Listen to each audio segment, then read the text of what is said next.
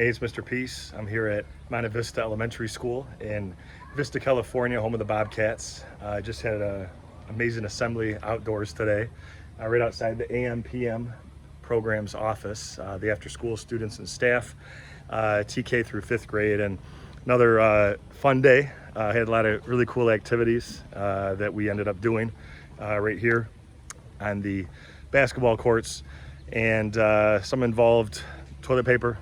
Some involved cotton balls, tennis balls, Oreo cookies, but all of these more or less minute-to-win-it games, they had these underlying messages, right? Kind of like the hidden premises of us having a lot of fun, but also learning something in the process. And so the bigger focus is being icebreakers, not just to break the ice, but also thinking about icebergs, right, that are on average 10% above water, about 90% below. And I compare people to icebergs, right, where so many times we only show like that 10% of us, you know, like what's on the surface level, more superficial, instead of really showing our heart, our fears, our concerns, our worries, our doubts. You know, it's sometimes we're afraid we're going to get judged, or if we say something to someone that maybe they won't be our friend anymore.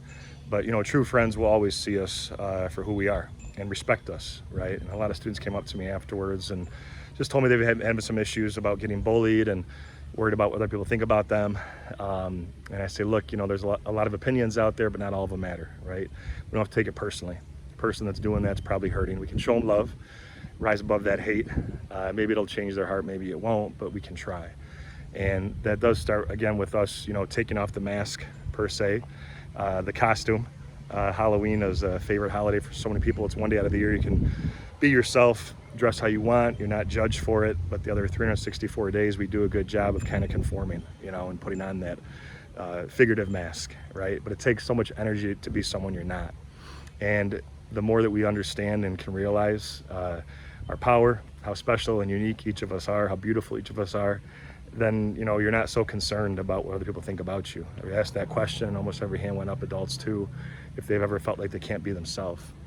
And it hurts to hear that and see that, because, you know, I want people to have that freedom, you know, and just be who they are, you know, who they want to be for this planet, for this world. And again, I think the more we understand this concept, that's part of every one of my assemblies, the M on our hands, the lines on our hand. I traced it here.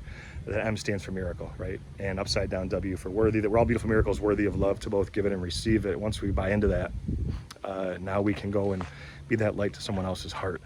And that's what I really tried to focus on too, is to say, hey, you know, we're part of this program together. We need to support each other. We need to be those best friends. We need to build each other up instead of tear each other down.